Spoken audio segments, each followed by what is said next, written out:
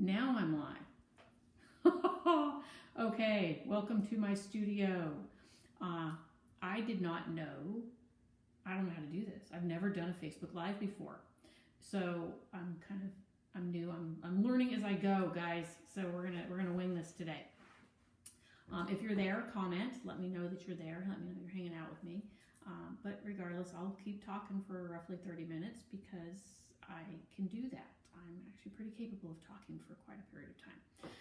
But anyway, I decided to open up my studio on Mondays, Wednesdays, and Fridays just to kind of introduce people to what it is that I create and kind of so that you can watch it kind of happen in real time, in essence, in real time, right? The bits and pieces that I'm sharing when I do this live.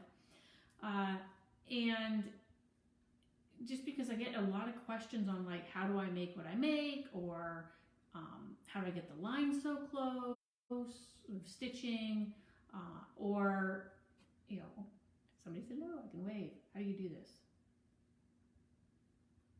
I don't want to do that. Anyway, sorry, I'm still learning how to do this. So anyways, like I said, I just kind of wanted to share this because I do get questions about what it is that I create, how I create it, how I get the lines of stitching so close together. I cheat. I'm just gonna be honest, I cheat. I have a tool that helps me do it.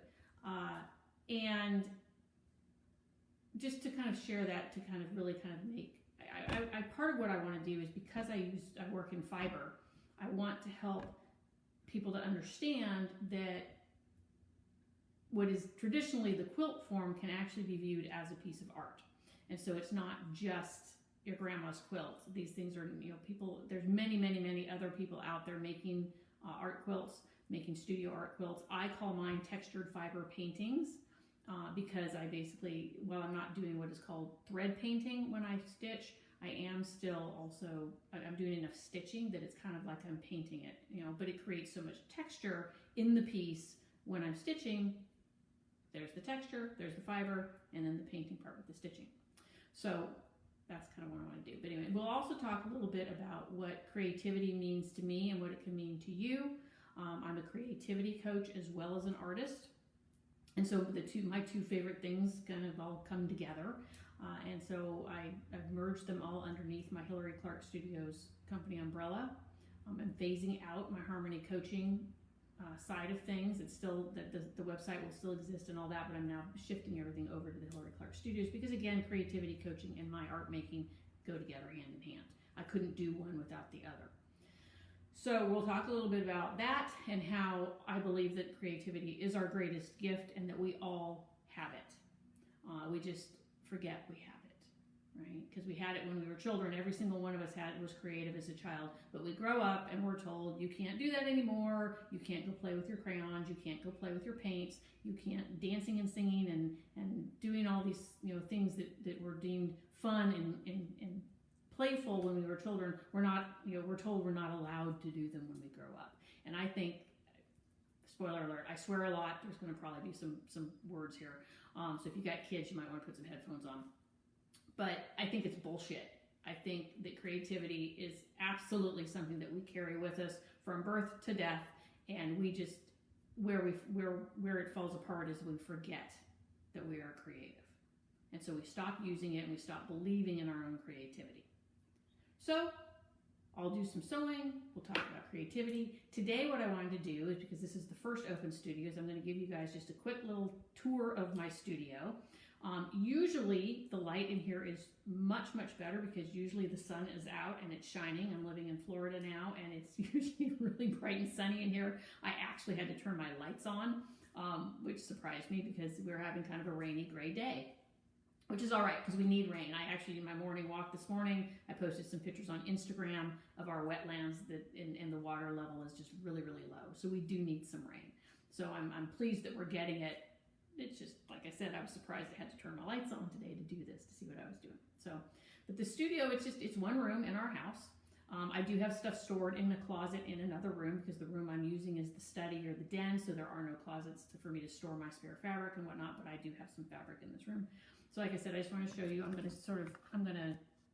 think I can spin the camera from here. So, oh, I can. Look at that. Again, learning Facebook Live. So I'm turning that around, make it a little easier. So This is the corner over here where I do have a cabinet full of fabric and a pair of overalls I need to hem. There's some thread there. There's a little thing I embroidered over there. That's my childhood rocking chair that I keep primarily because I use it as my test to see if as I get older and I do all this sitting, if my hips are getting too big, and I can still fit in it. It's tight, but I can fit in it. So anyway, I'm not really a grown-up. Here's some of my art hanging on the wall. A little awkward lighting, I know, with my lamp on, but there's some pieces there. 3 of my cross series. I did a hot cross series, and then 2 of my feelings series, which is the series I'm working on these days. We have just my sewing machine, which we'll get to later.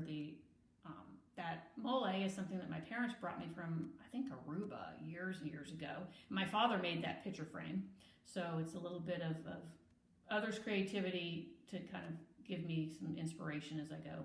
And a box of thread, where I stash all my little threads when I spare. A little bit of embroidery, I do that from time to time. This lovely view out my front window, so I get to kind of watch the world go by, which is very, very quiet these days. We're on a quiet street too, but it's really quiet these days because, of course, nobody's going anywhere. Then colored pencils and my sketch pads and whatnot. This thing that you'll probably see through the course of today, depending on how I position the camera, is my design wall. And usually that's where I have my art piece, but since it's already on the machine, we're not going to have it there today. Then I got a few more pieces hanging up on the wall. These are just curtain rods that I took and hung some things. So the piece on the left is the second in my airport series. I worked in aviation construction management for over 25 years. And so I have one that is not hung up of Austin Bergstrom International Airport in Austin, Texas, that I did way, way, way, way back in my very early days of making quilts, and I'll talk about that in a little while. And then this one is Houston Hobby. I still have to make Chicago's O'Hare, and I'll get to that eventually, but these are more for me and for fun, so I'll make it when the time is right. Then we've got another one of my feelings. That one is Gleeful, if I remember correctly. A 4th one in my Hot Cross series, and a 5th one. And then this kite that I made. That one I saw as a painting years and years ago. When I was living in Houston, I was in an office building and there was a painting of a kite, and I just thought that would make the coolest art quilt ever. And so when I got back into art quilting, I decided to make my kite. So then the other thing here is just my cutting table and whatnot. So again, I'm a really tidy artist. I'm very, very organized. I have a fair amount of OCD. Everything's got to be put away. Everything's got to be put in its place. It's just who I am. It's who I am. So I'm not like if on any given day somebody could come to the house when we can all go to people's houses again. And if you came into my studio, you'd see that it was really, really tidy. You'd actually wonder if anybody ever did any work in the room. Because I do. I put everything away when I finish. But again, that's just who I am. So, but it doesn't mean I'm not creative. I think it's a myth that creative types have to be sort of sloppy and disorganized. I just don't think that's the case, because I certainly prove it isn't, for my own, with my own sort of OCD. So what I want to do next, now that we've had the little tours, I am actually going to start sewing, and I'm going to try and figure out how to set this up so that you can see what I'm doing while I'm doing it without like staring at, body parts or something. And I got to put on my glasses so I look like a little old lady. Getting older does stink. The vision just is awful. So I don't know how well you can see it. Maybe like that. How's that? That works pretty good, right? Yeah. So I'll try not to block the camera too much as I'm spinning, as there's a lot of turning here. Now I'm not going to show you guys the whole piece because I always wait until I'm always completely done. And we're several days away from that. We're probably a week or so away from being completely finished on this. But just because I don't sew 8 hours a day. I have coaching work to do, I have marketing work to do, I have business building tasks, as well as just the normal life. And I draw, and I'm writing a book, and I'm putting a book of poetry together, of my own poetry that I've written over the years. So there's a lot of stuff going on. So I sew for anywhere from 30 minutes to an hour every day. But that's enough because it keeps me going and it keeps the process going. So let me tell you a little bit about how I got into doing what I do with these things. It actually started way back in, and here I am, I'm gonna stitch. So somebody throw up a big comment or a flare or do something if it gets difficult to hear. I did test it, and it sounds like I think you can hear me. But this all started way back in 1998. Well, technically, I suppose it started when I was a kid. The creative piece started when I was a kid. I started writing poetry in 4th grade when they teach you to, like, poetry becomes like part of the curriculum. And so I started doing it, started that kind of thing then, and I wanted to write books, and I wrote lots and lots of poetry, plenty of it, I'm sure, very, like, bad and angsty and teenager-y, as I was when I was a teenager. And childhood lies, I don't think I have anything left from when I, like, grammar school, except for the first haiku I ever wrote. And that's in my book that I'm gonna publish soon. So, anyway, it started kind of with the poetry thing, but then I gradually shifted to I wanted to write books, I wanted to be a novelist, I wanted to be like the next Nora Roberts, which I think might have been a little bit more aspiring than I wasn't being realistic in that, because what I discovered is I really didn't have a lot of patience for writing a book. That said, and then I didn't think I had a book in me, a novel in me, so I gave up on the novel idea, and then just recently I've actually started up, and I am writing one after all, because I realized that I was just kind of like telling myself a story I didn't want to tell myself anymore, that I could be as creative in whatever format and means I wanted to create in. So that included novel writing. But in terms of of the sewing and of the art quilt making, it really did kind of start when I was a child. If you've met me in real life, you know I am not a tall human. I am about 4'11". I used to be 5 feet, but now that I'm into my 50s, I have shrunk a little bit. And the last time anybody took a measuring stick to me, I am now 4'11". So I'm a short person. So, and obviously that means I was a short child. And so my mother, who has always sewn and has always known how to sew, and she quilts as well, but she doesn't do art quilts. She does more traditional things and stuff like that. She loves to take classes and that sort of deal. I'm not a big fan of classes, but for myself, I'm self-taught. But she did insist when I was a kid that I had to learn how to sew because I was always going to be short. The doctors had pretty much predicted it, and therefore I was going to need how to sew because I was going to need to know how to hem things. Well, that didn't sit well with me. I'm kind of a rebel in that respect, and I was probably not the most compliant child.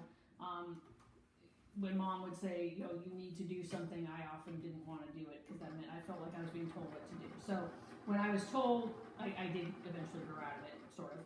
But she had a point in that I did need to know how to sew because it would be a useful skill to have. But in terms of making clothes, no. I will pay somebody. I will go to the store and buy clothes before I will make clothes. I can't figure it out.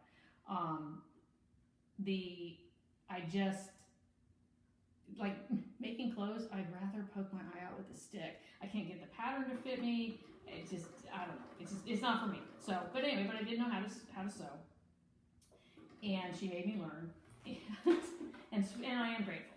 So the years went by, and I had a sewing machine, and occasionally, yes, I would hem a pair of pants because, well, at least I knew how to do that. And there are no pants that fit short people. There just aren't. They don't come that way.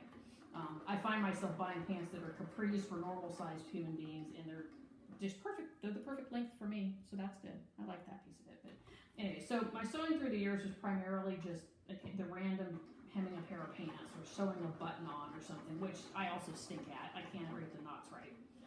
But in 1998, I was dating the man who ended up becoming my first husband. And, spoiler alert, I've had two, and I'm not married to either one of them anymore, but I am happily content with the wonderful man that I'm going to grow old with. But in 1998, that first husband's father was diagnosed with terminal pancreatic cancer. And this really devastated me. This man reminded me a lot of my maternal grandfather, my mom's dad. They had the same first name. They were both these really big, strapping men with these sort of big personalities and larger than life kind of presence. And I remembered when my grandfather had passed away when I was 10, and I remember seeing him in the hospital bed, and I remember thinking how small he looked. This big giant man, this larger than life grandfather I had, how tiny he looked in that hospital bed. And so to be told that my boyfriend's father, who I adored, had 30 days to live was really rather devastating. And I shouldn't equivocate, it was devastating. There was no rather about it. So I didn't know what to do, but I felt like I had to do something. And I think this is a common thing for all of us when we're struck with this sort of disappointing or devastating news. We feel like we got to do something about it, right? We don't know that we can. We certainly can't solve the problem, maybe, but we still feel like we have to do something. So one of the things that they were saying was that he'd been complaining about this because he'd been sick forever, but nobody could ever figure out what it was until he was diagnosed, and at that point it was really too late. But the one thing he had complained about was being really cold. And at the time I was living in Texas, so to be cold in Texas is, it takes something. It's got to be either the dead of winter or something. So, and it wasn't the dead of winter. So I decided that I ran out to the fabric store, and I probably went to some place like Joann's. I didn't even think to go to the fancy quilt store with with the higher quality or the what's called more quilters type fabric, because it's a higher weave so it's a better quality material. I went and bought what they call cheater fabric, which is a pre-printed pattern that was about a 12-inch square. And so I cut out like 6 of those squares, and I put some blue strips in between, which is called stashing. And I can't believe I know these terms because traditional quilting never appealed to me. But I made him this lap quilt, and I was able to get it done quickly enough that it kept him warm in his final days. And when I did that, it opened up something inside me, and I decided that I wanted to just keep making more of these like lap quilt things. And so I started cranking them out, and again, I had books on how to do it and patterns and everything else. But I was just, and Leslie, I see your comment, I just don't know how to type a comment back. So thank you. I remember hanging out with you as a kid, and I loved you being at the house all the time. Sometimes I miss our days on Brewington. But anyway, so like I said, it opened up something inside me, and so I started making all these lap quilts. And I made one. I used the books to kind of give myself some idea of what I was supposed to do, but I really was just sort of faking it. And those first efforts are indications of the fact that I was faking it. My dad still has his because I made them for birthdays, and that one actually doesn't look too bad. My brother, I don't know if he still has his. That one I attempted to do something that's called a log cabin design all on my own, winging it from the book, and that thing was crap. It looked awful. But so if he doesn't have it, I forgive him. But I kind of hope he still does because I made it. But it didn't take me long. I did that for about a year, and I made a bunch of them. My mom, who quilted pretty much all her life up until recent years, her arthritis doesn't really allow her to do too much stitching anymore. And my Aunt Lukey, I see Libby's watching. Hi, Cousin Libby. My Aunt Lukey also was a very prolific quilter. And so, as was my cousin on my mom's side, Yvonne. And Yvonne Porcella is one of the, I guess I kind of want to say one of the originators of the art quilt movement. She started an organization called Studio Art Quilt Associates. And it opened, I think it started in 1989, if my memory's correct. I ought to know, I'm a member of the organization. But I was surrounded by all these people who quilted. So when I finally started doing it on my own, at least I came by it honestly. It wasn't like this sort of random, like, here I just picked something out of thin air to be creative in. I at least had some sort of historical basis to bounce off of. But like I said, I was winging it. And so but that said, I will say that when it came time to make my mother's birthday lap quilt, I did go take a class on how to piece things, and then I learned how to cut fabric better and whatnot, because I decided that if I was going to give one to somebody who actually knew what they were doing with this method of creating, that I ought to at least look like I knew, like I tried. So anyway, that one my mom still has hers too, and it also looks fairly decent, all things considered. So for the next decade or so, from like 98 to 2008, I made, I don't even know, I can't even count how many like lap quilts and small little mini art quilts I made for friends' weddings. I made a whole bunch of different things. I made, when I was with my second husband, he was in a motorcycle club, and I remember I made basically something that had patches. I made my own little patches for all of the different chapters, and I used the club logo. There were 2 different there were two like sister chapters, and so I made the logo for each, and I centered those on this thing, and I made the other deals. So I started making these more lap quilts, and then like I said, when I did the tour around here, my very first art quilt was I took the master plan layout, which is basically the drawing that you see from overhead for Austin Bergstrom Airport, because I was working on the job on that airport at the time, and I turned that into an art piece. And in one of these open studios, I'll pull that out and I will share that one with you guys. It is, oh my God, in terms of technical skill, it's horrible, but it's a fun piece. It's a really fun piece. But that was my very first art quilt, and I really loved it, you know, and I had such a fun time making it, and that was really neat. And so that sparked something. Well then, like I said, life kind of happens and life goes on. And by around 2008, I was my second marriage had ended, and so I really stopped sewing much of anything for quite a while.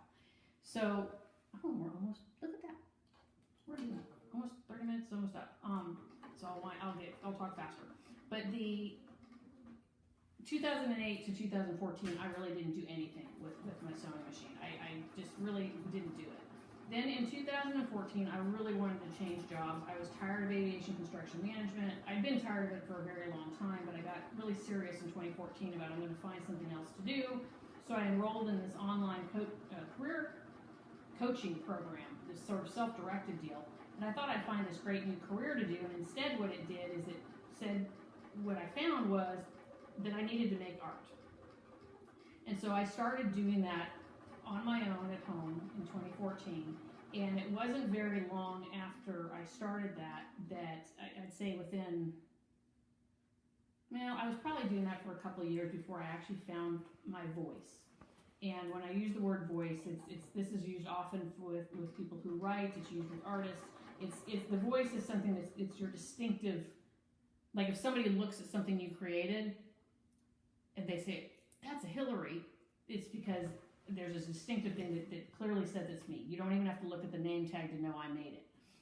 That's the voice. And it was probably 2016, 2017, I think, when I can't remember now when I found my voice. And I found my voice, actually had to be 16, because that's when I started making the feelings. No, it was 17, I'm sorry. It was 17, that's when I started making the feelings. Because one of the things I discovered is I didn't like to make square. And you'll find that starting with my feeling series, and I suspect with any series, anything I move on beyond this, it's not going to be a square. It's not going to be a square-looking piece of art. It's going to have some sort of abstract shape to it. And then I like abstract designs and whatnot. So I do all that. But that's basically my story. I've now been working on art quilts since 2014, and I have no intention of stopping. You'd have to take my sewing machine away from me, and my fabric away from me, and my hands away from me, and basically I'd have to be dead. Let's just say it that way. Something would have to be horribly wrong for me to not be making art quilts, because this is the stuff that keeps me sane. And I do this because where I was suffering in my career was because I didn't feel I could be creative. Because creativity, like I said at the very beginning, I think is our greatest gift of all. And I didn't feel like I was using it, and as a result, I felt like I was suffocating. And when I brought creativity back into my life through making these, and the early things that I made when I got in 2014, 2015, 2016, oh my God, guys, my whole world opened up.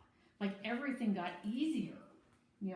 It's my relationship with my guy is really super easy, but even that got easier. My work, while I still didn't want that career, and I stuck that out until a year ago, but it got easier because I knew I had this to go home to.